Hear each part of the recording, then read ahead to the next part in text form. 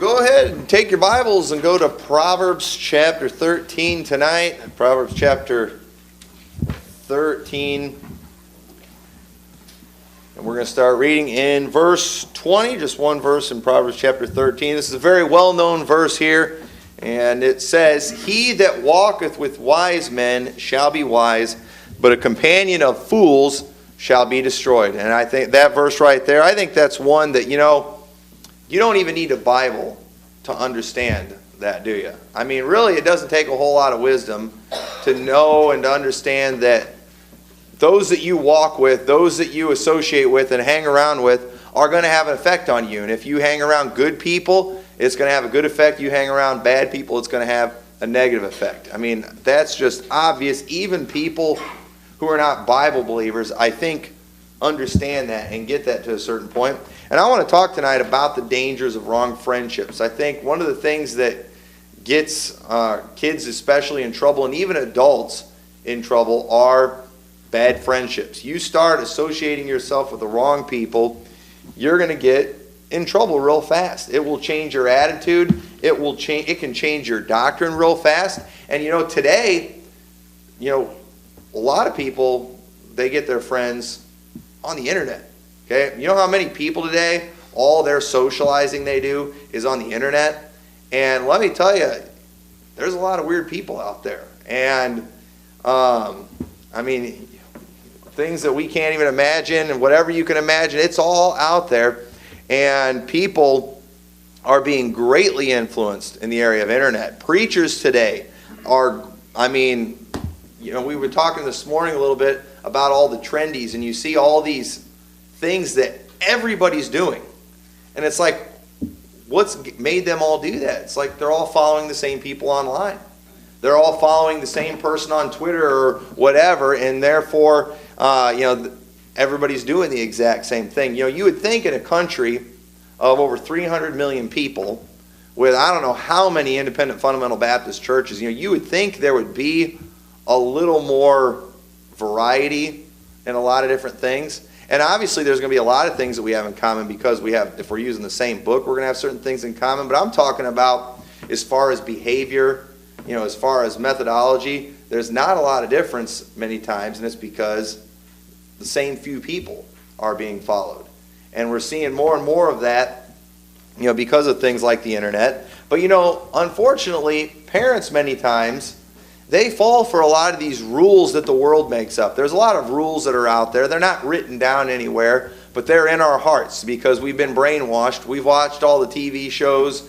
We've heard it all from the news media so many times. And we start to believe these rules. And one of these rules that we've fallen for many times is that, your kids should be able to pick their friends. And I'm just going to tell you right now, if you follow that rule, and you fell for that rule, I don't want to insult anybody in here, y'all are friends, but I could insult you right now if I wanted to. That's not a good rule. That's a very bad rule. And I'm here today to tell you that, you can pick your kids' friends. You can influence your kids' friends. You have every right to say, stay away from that person. You have every right to do that as a parent. In fact, that's called parenting right there. When you are careful and you tell your kids who they can run around with. And it's amazing the things that I've heard parents talk about, you let your kids do that stuff. I've always encouraged parents to, encourage their kids to do a lot and even make them do a lot. And parents are always like, "Oh no, I don't think parents should do that." If your kids want to take music lessons, let them take it, but if they don't want to, don't let them. And then I'll just say, well, do you tell your kids if they want to learn math, they can learn math? Oh, no, they have to do math. Why do they have to do math and they can't do music? Well, because, the public school says they have to do math. Oh, okay, so whatever they say a kid has to do, that's what you're going to do. And you're a good parent because you make them do math and English and science and all those things. I happen to add a subject that they don't, because I make up my own rules, and you follow somebody else's rules. Do you make your kids brush their teeth? Yeah. I hope y'all make your kids brush their teeth. My kids wouldn't brush their teeth. if we didn't make them brush our teeth. Hopefully we're looking for the day when we don't have to tell them to do that kind of thing anymore. But it's amazing. There's all these things that society has said, yes, parents, make your kids do this. But then there's other things, oh no, you can't do that. You can't make your kids go to church. Okay? Well, there's people out there, they don't go to church because their kids don't want to go to church. And your kids don't get to decide where you go to church. On our grand opening, I saw that. There was a family that came walking in here, and they had a little kid about 4 or 5 years old, and he decided that he didn't want to be here. And the parents are like, oh no, you need to go in there, it's going to be okay and all that. And he's like, no, I don't want to. And they're sitting there and they're looking at each other like, what do we do?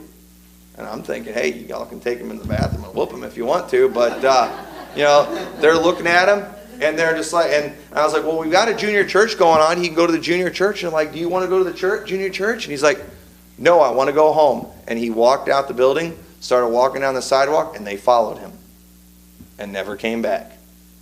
And let me tell you, that's American parenting right there. The kid runs the show, and parents, you do have a right to tell your kids who they can be friends with. And it's very clear in the Bible that friendships have consequences. And these can be good, they can be bad, but letting your kids think they can just be friends with whoever they want, or that they should be friends with everyone, okay, that's a bad idea.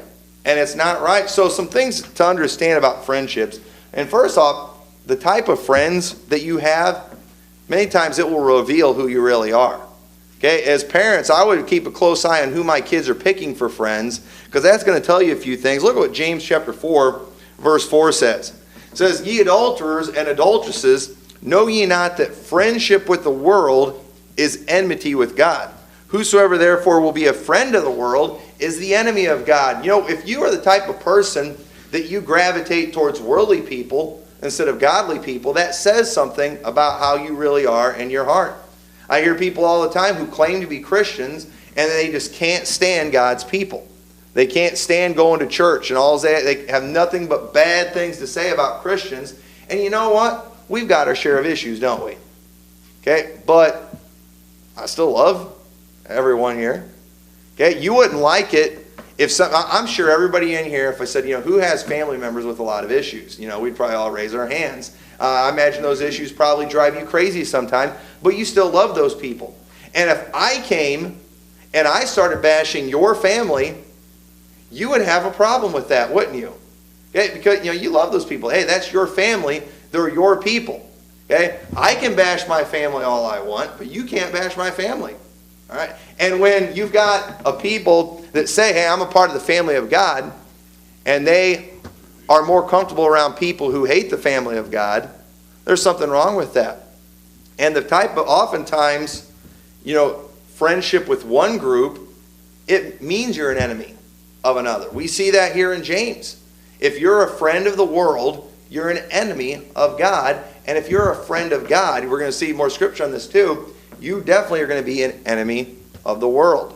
Okay, you've got, and a lot of times too, kids, they'll try to be friends with two groups of people that are enemies. And it never really works out, does it? They always want to try to play both sides, and that's kid stuff there that they deal with. But the truth is, if somebody hates somebody that you love, how can you be friends with that person?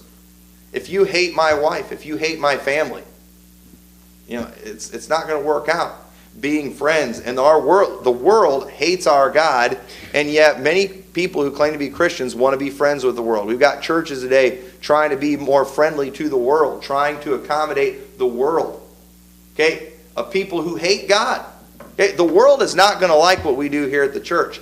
The world is not going to like hard preaching. It's not going to like the thus saith the Lord, that you are a sinner, this is wrong, you are wrong, the reproving, the rebuking. The world does not like that. They're not going to like the godly music that goes on in churches. They are going to want worldly music. They're not going to like godly dress. They're not going to like that. They like their worldly dress, the worldly attire. And you can't be friends with one of your friend's enemies. John chapter 7 verse 7 says, the world cannot hate you, but me it hateth, because I testify of it, that the works thereof are evil. Okay, the world we think they hate us sometimes, but it's not they hate us, they hate God. And they will put up with us, and they might even like us if we are not doing what God has told us to do. If you get backslidden enough, you can get the world liking you. The reason the world hates God is because he testifies that their deeds are evil. Well, if we decide to go, like even as a church, if we go, decide to go liberal, let's stop picking on people's sins, let's start being a little more friendly to the community, all that kind of stuff, then they won't have a problem with us. Okay, because the truth is, because we're all sinners, there's not a huge difference between us and the world, isn't there? Without Christ, there is no difference between us and the world. And we've got to make a decision, who are we going to be friends with? Are we going to be friends with God, which is going to make the world hate us? If we decide to be friends with God, we're going to see here in a little bit, it means we're going to be doing certain things. It means we're not going to be doing other things, and the world is not going to like that because they don't like our God. And so, when it comes to friendships, it reveals what side you're on. If your kids are always wanting to hang out with the rebels and the troublemakers, it's probably because they're a rebel and a troublemaker. And it's funny how, the rebels and troublemakers always find each other. It's amazing. You could be in a church of hundreds and even thousands of people, and those two troublemakers in the church, they'll find each other, won't they? You can send them off to a Bible college somewhere. Parents all the time, they send their kids to Bible college, and while their kids are in Bible college, their kids just go bad and get in all kinds of trouble. And then all the parents want to blame the college and blame the kids in that college. And it's like, no, you know why your kid gravitated towards that group? Because that's who he really was. That's what he was really like. And so you ought to pay attention to that. Pay attention to who your kids are running with. If that other kid's a troublemaker and your kid's around him all the time, they're going to pick up on those things. And so, just watch, be careful. Our friends show who we really love and care about and who we want to be like. Look at John chapter 15. John chapter 15, verse 13, we'll start reading. It says, "Greater love hath no man than this, that a man lay down his life for his friends. Ye are my friends." We looked at this last week. "If ye do whatsoever I command you." Y'all see that? And we say we want to be friends with God, but if we're going to be friends with God, that means we're doing what he's commanded us, right? And the world doesn't like that, okay? Jesus testified that the works of the world were evil, therefore they hated him. He said the world cannot hate you, okay?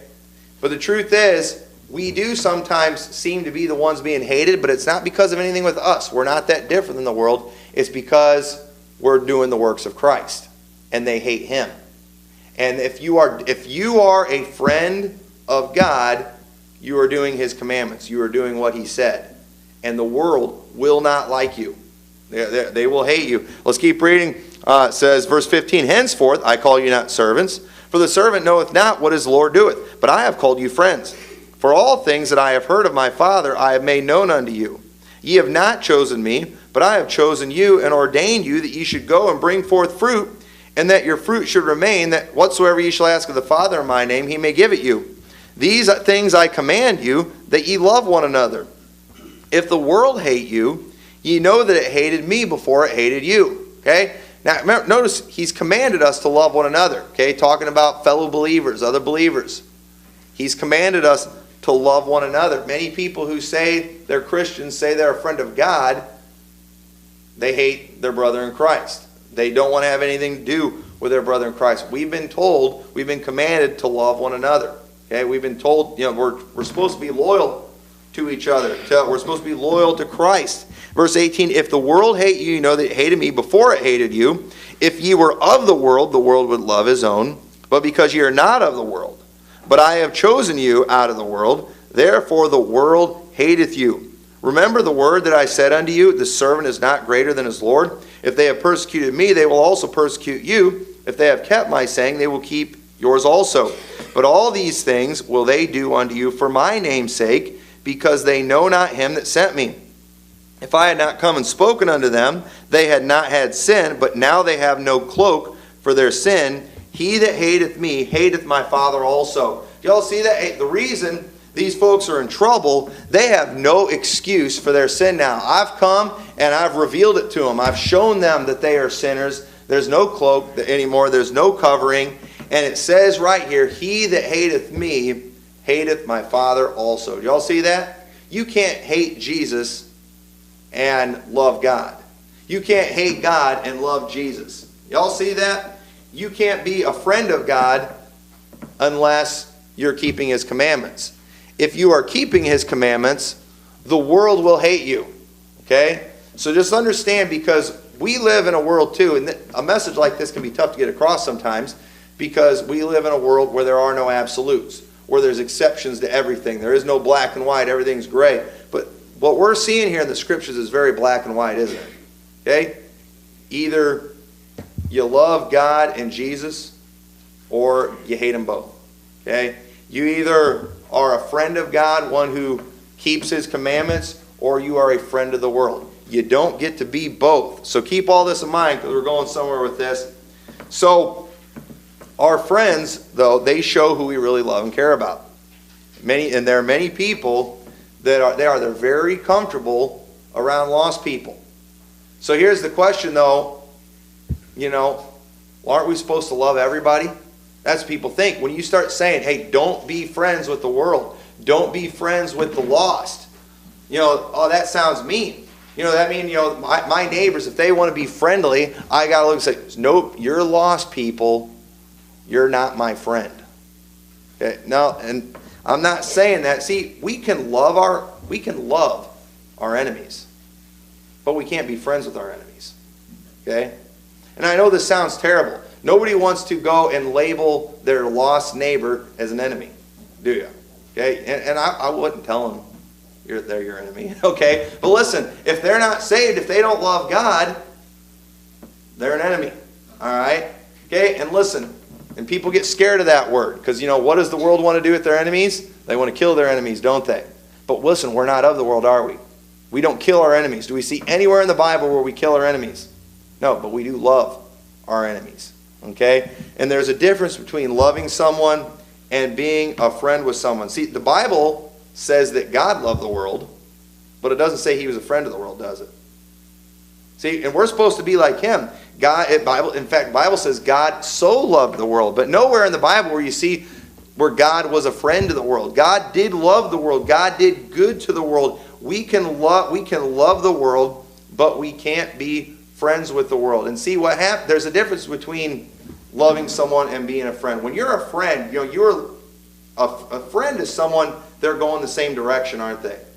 A friend is someone that you are on the same path. Remember, he that walketh with wise men shall be wise, but a companion of fools shall be destroyed. Friends are people who are going in the same direction. If you're saved and your neighbor's lost, you're going in two different directions, aren't you? You're heading to two different destinations, aren't you? Now, you as a Christian, you can love your neighbor. You can be friendly. You can be kind to them. But what are you supposed to be trying to do?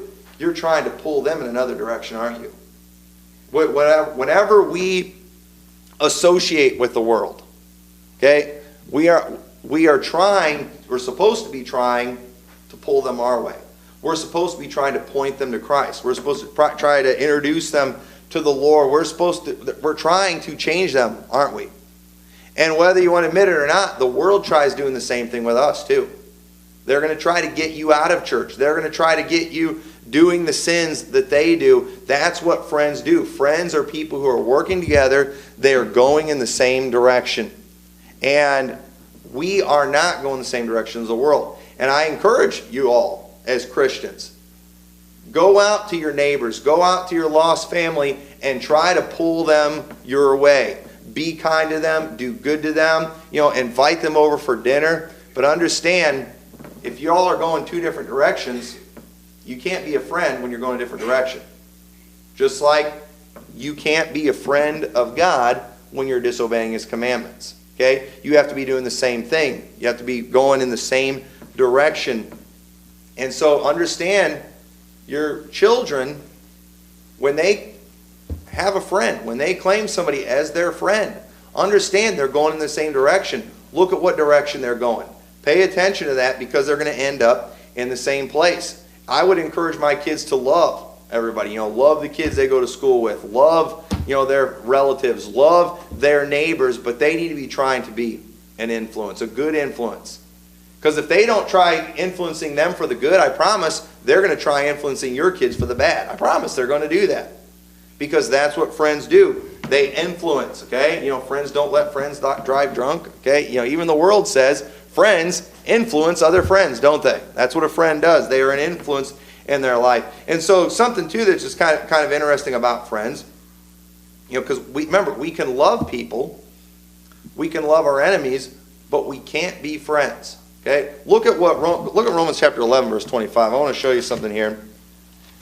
And like I said, I'm not trying to be all technical and picky. And if you have somebody that's lost and you're calling them your friend, I'm not saying no, make sure that person knows they're your enemy. No, they won't get that. They won't understand. They will not understand that. But you do need to understand friendships you're going in the same direction.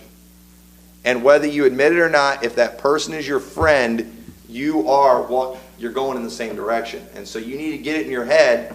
Hey, am I being a friend to this person? Am I going to be a friend to this person? Or am I going to love this person? And if you love that person, you're going to try to pull them in another direction.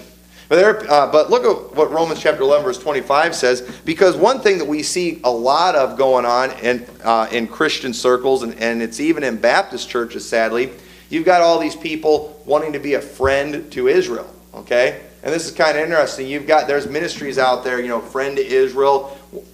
People tweet this picture all the time, and it just irritates the snot out of me. It's two hands clasped together like that. That's kind of a sign of friendship. Two other hands, and one of them's the colors of the American flag, and the other one's the colors of the Israeli flag. Because, America and Israel, we're friends. And you know what? If America wants to be friends with other countries, I haven't got a problem with that. But let me tell you something. As believers, I don't know if we want to be calling ourselves friends with any countries, including America, because we're not going the same direction, are we? I mean, clearly America's going the wrong way. I will not call myself a friend to America. I will say I love America, and so I'm going to try to make a difference. I'm going to speak the truth. I'm going to tell you right now, I am not a friend of Israel. I'm an enemy of Israel. I'm going to show you that biblically we're enemies of Israel, but I do love Israel. I do support trying to get them the gospel. I support trying to bring them to Christ and introducing, them, showing that Jesus Christ is the Messiah and that He's who they need to go to. But look what Romans chapter 11 says. Because this saying we're a friend of the Jew or of Israel is not biblical at all. Verse 25 says, "For I would not, brethren, that ye should be ignorant of this mystery, lest ye should be wise in your own conceits, that blindness in part is happened to Israel, until the fullness of the Gentiles be come in." And the fullness of the Gentiles, people, that's the church age that we're in right now. No, the fullness of the Gentiles is mentioned in Daniel. That is the time that the holy city is being trodden underfoot of the Gentiles, and that ends around the abomination of desolation. But that's just a side thing there. And it says, "And so all Israel shall be saved." Because after the abomination of desolation, when Jesus Christ returns, we see that all who are of Israel, all who are saved, they're going to be saved. The rapture is going to come, and all Israel is going to be saved. There shall come out of Zion to deliver, and shall turn ungodliness from Jacob. For this is my covenant unto them, when I shall take away their sins. As concerning the gospel, they are enemies for your sakes. Do you see that? Why are they our enemies? Because they're teaching that Jesus is not the Messiah. The Jewish people today, they hate Jesus Christ. So how can we be a friend to someone who hates Jesus Christ? You can't do it. Well, it's okay because they love God. No, did you remember what we read in John? If they hate Christ, they hate the Father. You don't get to love one and hate the other. You either love them both or you hate them both. And if they hate God, okay, they are an enemy of God. If they hate Christ, they are an enemy of Christ. Therefore, they are our enemies. If they are going another direction, if they are teaching another doctrine, they are an enemy for the gospel's sake. Let's keep reading. It says, "But it's touching the election. They are beloved for the Father's sakes." Now, watch this. People will tell you that, that's why we still love them. That's why we're still friends, because God still loves them. They're still God's chosen people. They are beloved for the Father's sake. Wait a minute. Look at where the apostrophe is on that fathers. Is that a singular possessive noun or a plural possessive? This is why every mark in the Bible is important. If it was fathers with the apostrophe then S, well then that, yeah, you could say that's talking about God. But it's fathers with the apostrophe after that. That's plural. You know what it's talking about? It's talking about Abraham, Isaac, and Jacob. It's talking about them. And God made a covenant with Abraham, Isaac, and Jacob. And basically, if you read all of Romans chapter 11, we don't have time to do, there has always been a remnant of Jews that were saved, weren't there? Because God has not cast them away. God will still save Jews. Why? Because of his covenant with Abraham, Isaac, and Jacob. There have always been saved Jews, and those ones are not enemies of God. And so as far as the election, those who are saved, they are beloved for the Father's, plural, sake. And so once again, we just see how, people get way off on that. And it says, for the gifts and callings of God are without repentance. Okay? God doesn't change his mind on these things. For as ye in time past have not believed God, yet have now obtained mercy through their unbelief, even so have these also now not believed, that through your mercy they also may obtain mercy. For God hath concluded them all in unbelief, that he might have mercy upon all. And so basically what's been taught here is that God has basically put the Jews, Israel, in the same boat with everyone else. If a Jew is going to get saved, they have to call on the name of the Lord Jesus Christ. They have to believe in the Lord Jesus Christ. It's the same thing for everybody. God still saves Jews. There's people out there that believe that Jews are reprobate. They believe that Jews cannot be saved. They rejected the Messiah and it's too late. No, it is not too late for them to get saved. Why? Because of their fathers. The covenant that God made with Abraham, Isaac, and Jacob. God will still save them. God will always save anyone who will call on him, including the Jewish people. Okay? But you see in that passage, it mentions, though, they are our enemies for the gospel's sake. And so this attitude of being friends to everyone. You got churches that are wanting to be, friends with everybody. We can't be friends with people that are going another direction. If you are friends with them, you are going in the wrong direction. That is what friendship is. You're pulling together like in the picture. And maybe that's why America's going downhill so bad, because they're wicked over there too. Or maybe we're pulling them down. Who knows? Maybe that's why they continue rejecting the Lord, because we're rejecting the Lord in America. I mean, you are going the same direction as your friends are. And so we've got to be very careful. And once again, love people, love your enemies, love your neighbors, love your relatives, love Israel. Love everyone, but we've got to understand who they really are. And for a Christian to call someone their enemy, there's nothing dangerous about that. Because it's very clear we're supposed to love our enemies. And you linking arms with them and basically helping them along their way on their path of destruction, is that loving them? No, you're not loving them at all. If you have somebody that you call a friend and you are saved and they are lost and you're doing nothing to bring them to Christ, you're not doing anything to be a positive influence, you are not loving those people. And let me tell you something right now, you can be friends with somebody and not love them. Okay? Because what is one thing that friends often do? Friends often get their friends to do bad things, don't they? Friends often get their friends to try drugs, don't they? Is that loving them? No. But it is being a friend. What are they trying to get? Why are they trying to get you to do that? They're trying to get you to do the things they do. Okay? Most people, when they smoked their first cigarette, they were with a friend. Why did their friend need them to smoke a cigarette? Because friends need their friends to do the same thing they're doing. They need to be going the same direction. And so we've got to decide, are we going to be friends with the world, which means we're going to do nothing to help, or are we going to love the world? Okay? And loving the world, that's not being friends with them. We are trying to influence them. We're trying to make a difference. Family. You should always love your family, but you can't always be friends with your family. There's another rule that's out there that people have just made up. If they're family, you have to be friends with them.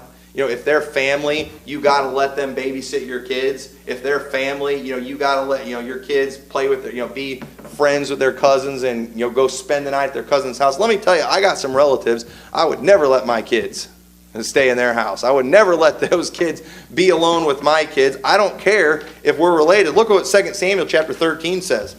This is whenever there's preaching on friendships, this is a very popular scripture to use. Very well-known one. 2 Samuel chapter 13.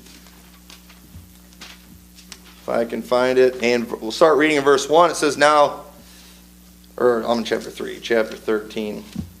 It says, and it came to pass after this that Absalom, the son of David, had a fair sister whose name was Tamar, and Amnon, the son of David, loved her. I think most of us probably know the story about Amnon. And it says, and Amnon was so vexed that he fell sick for his sister Tamar, for she was a virgin. Amnon thought it hard for him to do anything to her. Amnon, he had he had a problem, okay? Amnon had a lust problem. He had what I guess the world would call an orientation that the world would probably tell us we should accept. But no, he had an issue, and he should have suppressed it. He should have buried it. He should have dealt with it. He should not have done what he did. But it says, but he wasn't planning on doing anything. But verse 3, but Amnon had a friend whose name was Jonadab, okay? And we're not going to read the whole story, but his friend Jonadab basically encouraged him, hey, go ahead and do what you're wanting to do. His friend Jonadab gave him a plan on how he could execute this. I mean, this is a disgusting story, and it was all made possible because of Amnon's friend. But let's look at who Amnon's friend was. It was Jonadab, the son of Shimeah, David's brother. So what would that make Jonadab? A cousin. And it's funny, they didn't say Amnon had a cousin. Okay? Because, cousin doesn't necessarily mean influence. You can't help who your cousins are, can you? You can't help who your relatives are. You can't help who your family is. But it makes note of the fact, it mentions first that this was Amnon's friend, because a friend is an influence. Okay? And this guy clearly was a very bad influence. Got him to do something horrible. But you know what? Maybe David had heard that rule. They're cousins, they're family, so you have to let them be friends. And he let this guy, who was a very subtle man, the Bible said this guy was sneaky. He was tricky. He was like, the Eddie Haskell, if you ever watch Leave It to Beaver, polite to the parents, but when they weren't around, he had a totally different personality, and you got to watch for that, okay? There's kids out there like that, man. They know how to turn on the charm for the parents and around the adults, but boy, behind closed doors, they act completely different, and this guy was a relative, and for some reason, people just automatically trust relatives and feel like they are obligated to be friends. And listen, you are obligated to love your family, but you're not obligated to be friends. If your family is going in the wrong direction, you can't link arms with them and let them pull you down and pull you away from God. Bible, Jesus said, whoso loveth father and mother more than me is not worthy of me. Sometimes even your own parents can be trying to pull you the wrong direction and not telling you to necessarily label your parents enemies and say, all right, kids, grandma and grandpa, they're our enemies. No, you love them, okay? You always love your family, but you can't always be friends. Friendship means allowing influence, allowing them to make a difference. And Amnon's cousin ended up destroying his life. As a result of this, he ended up defiling his sister. Amnon ended up being murdered by his half-brother. As a result of this, his cousin literally got him killed because of bad advice. And there are a lot of Christian kids who they weren't destroyed by what we would call a friend. It was by a cousin, by a family member.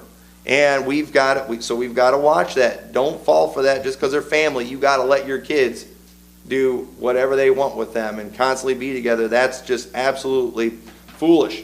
But friendships, they make a clear and bold, but sometimes inaccurate statement about what you believe. Now, that might sound like a contradiction, but let me say that again.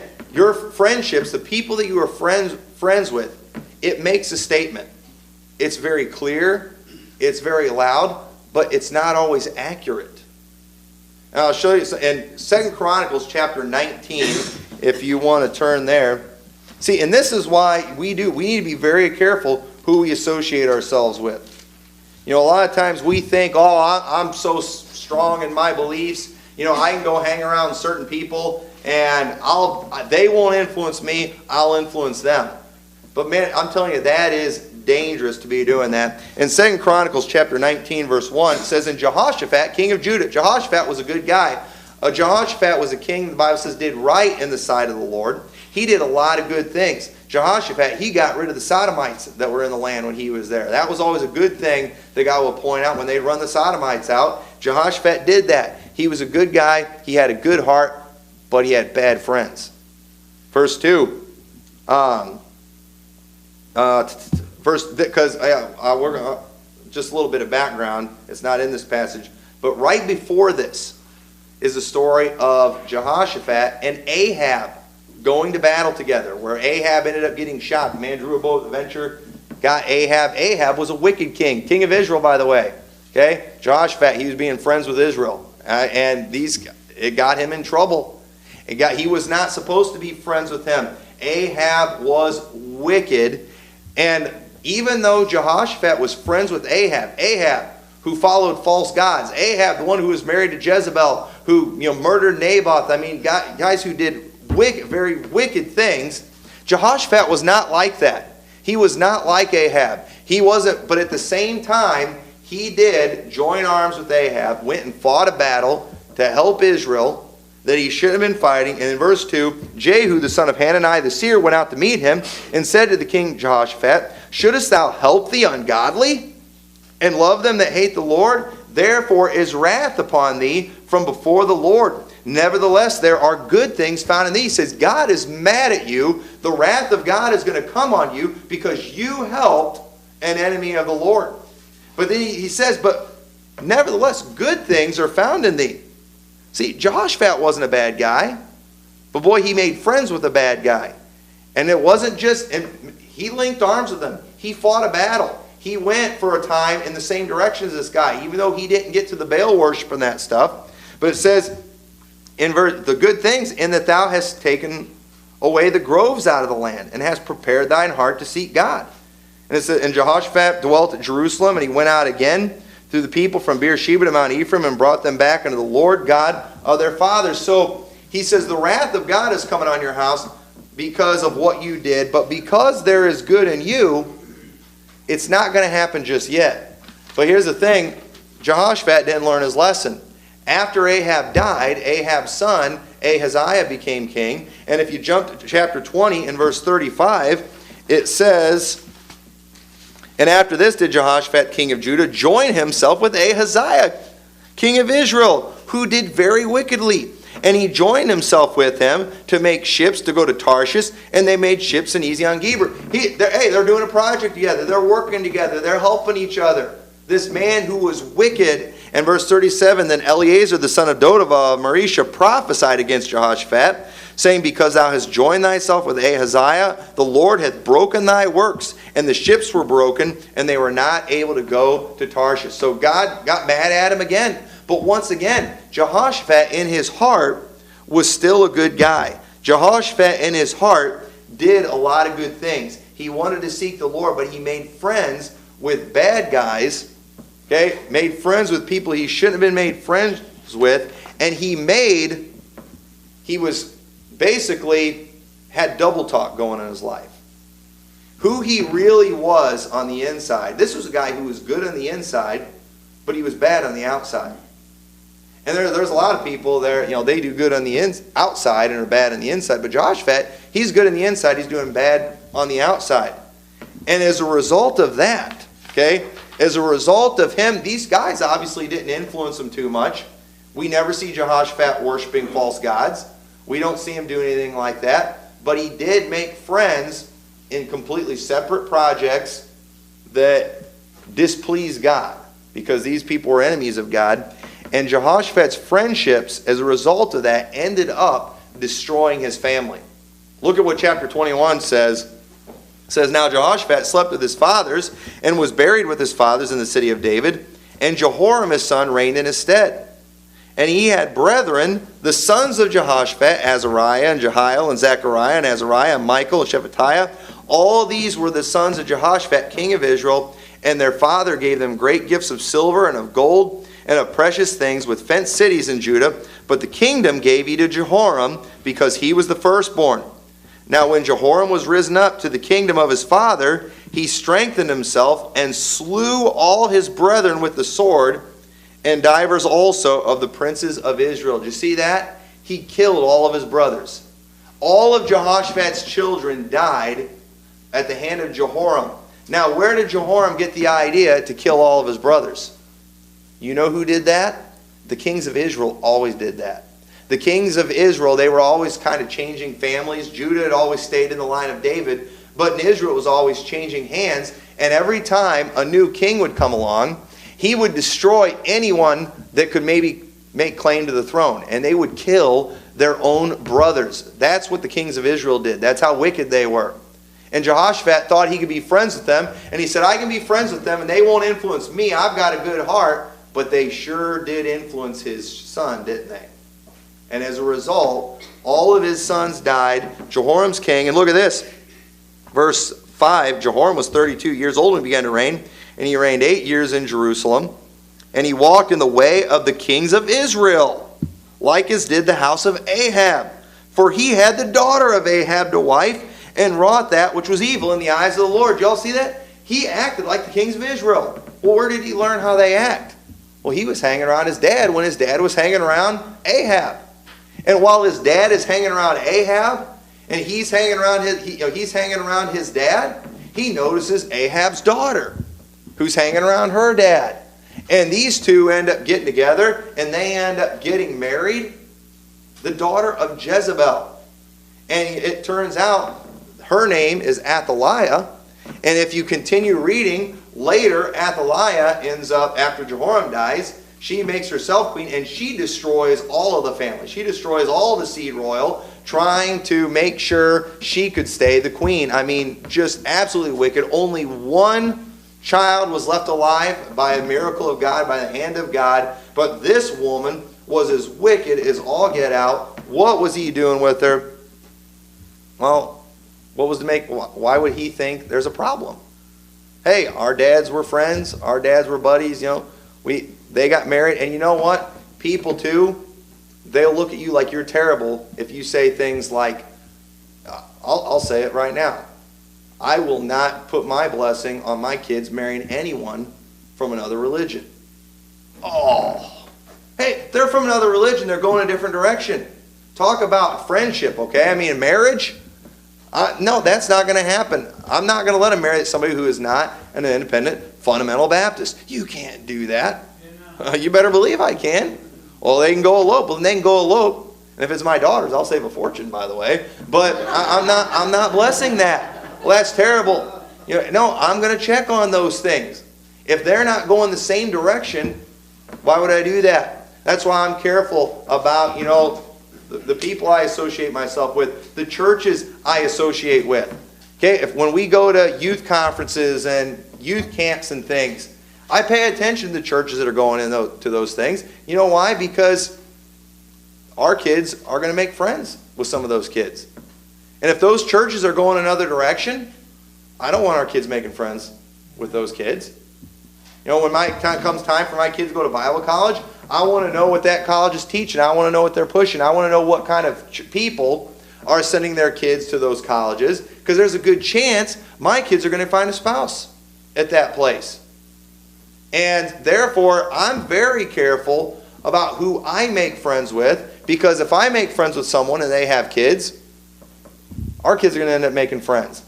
And I might be strong enough to tell the dad in that family, no, I'm not going to be that way. But you know what? My kids might not be strong enough to tell their kids that.